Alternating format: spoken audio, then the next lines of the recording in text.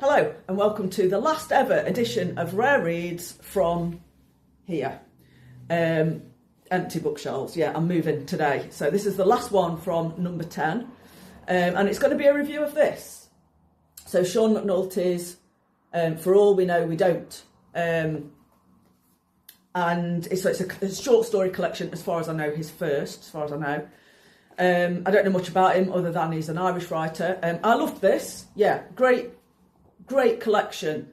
A couple of things to just say, right, to start off with is, one, don't be put off by this. I don't think the cover's great. I'm sorry, mate. I don't think the cover's doing you any favours. It's not the best cover I've ever seen. And also, the formatting's a bit odd as well. So, it's a big format, so it's a bigger book than you're probably used to. And yeah, the text does go like right from the top of the page, look, there's not a lot of like margin. So it's a bit odd like that. And then also, you get this.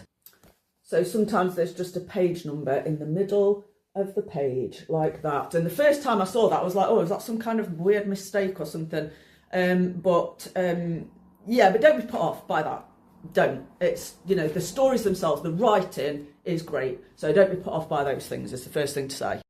Okay, so these stories are about friendship. It's three lads. It's narrated by a lad called Michael. They are on the cusp of moving from primary school up to big school, as we like to call it, don't we? And so you've got Michael, who is the narrator, who seems to be the slightly more, I would say,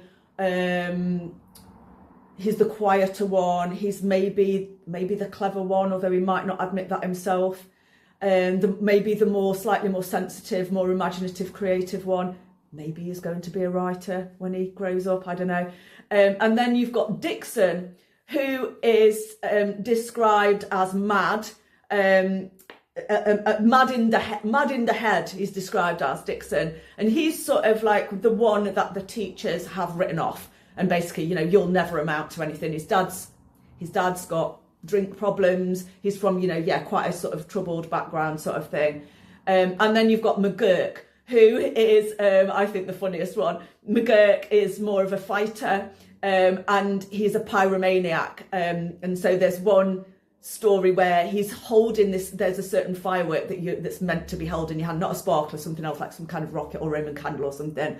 And the narrator describes him as liking these fireworks because it makes him feel closer to the fire, because he's a bit of a pyromaniac. So it's about these three, and it's about them, their adventures, the mischief that they get up to, the scrapes that they get into, and it's about their friendship, and it's about growing up. It's kind of it is a bit coming of age, really. Yeah, it is a coming of age collection, I would say. So two things that I love about this. One is it's written entirely in Irish dialect, but again, don't let that put you off, because once you've read a few pages, you do get kind of tuned into it. And I always really admire writers that do this, because I think it must be really difficult. I mean, can you imagine what your page looks like with spell checker when you're writing, dare and day instead of they and them and there and whatever. I really admire writers that do that, and it does help you to kind of hear the Irish voice, and how much I love Irish fiction. So I absolutely, didn't have a problem with it being written in dialect at all. But it can be a bit difficult, can't it, at first when you first start reading it, because you've got to kind of tune your ear into it and tune your eyes into it, kind of thing as well. The other thing that I think he does so well is the pulling off the child's perspective. So it's very difficult as an adult to write from the point of view of a child, and as a writer who's tried to do that, I know how difficult it is. It is really hard to pull it off. Claire Keegan obviously is somebody who does this really, really well, especially if you've read like Foster. I think she does that really, really well. And another writer who I've mentioned before, who I absolutely love, who this did remind me of, is George Layton, because he can master that kind of child's perspective, child's voice kind of thing.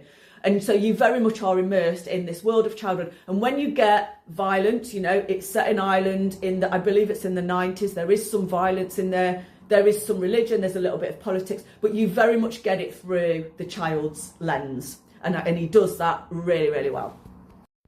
So just some highlights from it that I'll just mention. And there's one story which is called Stupid Bikes in Small Towns, where he's got a puncture and he's wheeling his bike through town because he can't ride it because he's got a puncture. And that just struck a chord with me, obviously, as a lifelong cyclist.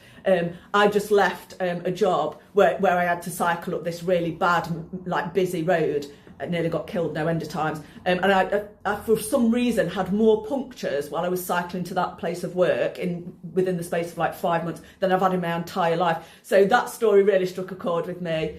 There were stories that were set around a video shop, and they're sort of quite friendly with the owner of the video shop. And that really struck a chord because it reminded me of when me and my brother used to go down to the corner shop and get videos out in the days of VHS tapes. And it also reminded me of, there was a kid at school called Kerry Bass, and her dad had a massive video collection. And so sometimes we all used to just pile round to her house and watch videos. And one time I wagged off school and watched videos all afternoon and got caught, so I never ever did it again. So I loved that stuff about the videotapes. And there was a story about a Star Wars figure. So Michael feels that he is now too old for childish things, and he needs to put his Star Wars figures away now and grow up, kind of thing, and become a young man.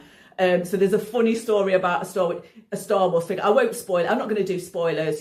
Just go and read this collection. It's a fantastic collection. They're very. You get 40 stories in this collection, and then they're all great. They're really quite short. I think there's only one longer one, and most of them are like a couple of pages, 3 pages long. So it's a great book to dip in and out of as well, I would say.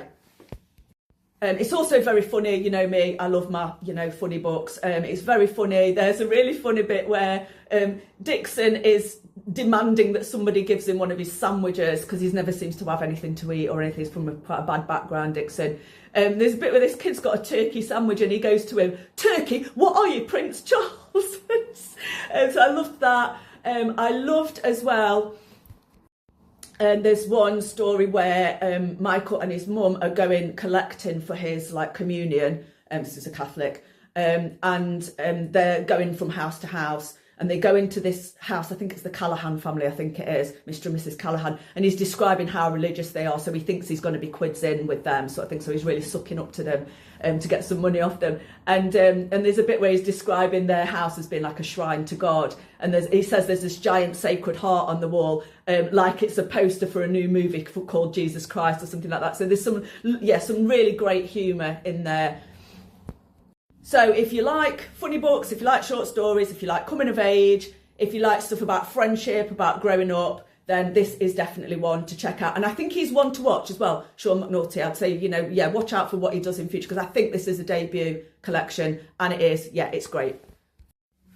I think another reason this book as well really struck a chord with me is because of the timing. So I'm just about to move out of a house that I've lived in for 8 years. I've also this year I've changed jobs twice, so I'm still in teaching. I've been teaching for 19 years. I'm still in teaching, but I did move to a SEN college where I taught for about 5 months, and I've just moved now to a new FE college.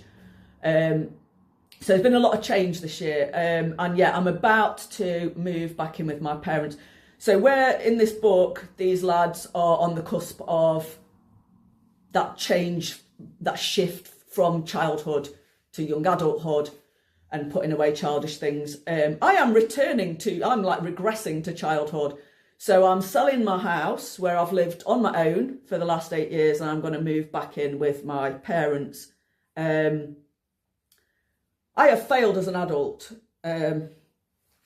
I can no longer sustain this life of working full-time as a teacher, paying a mortgage, paying the bills, looking after a dog, writing, creating content. Just can't do it anymore. So, selling up, moving back in with my parents. I have failed as an adult. So I will still be creating content. Won't be from here. It'll be from my bedroom at my parents' house or the box room or something. So watch out for probably a bit of a shift, a bit of a change in what I'm doing, but the channel will continue in some shape or form. Thank you for watching, and don't forget to like and subscribe. and keep reading.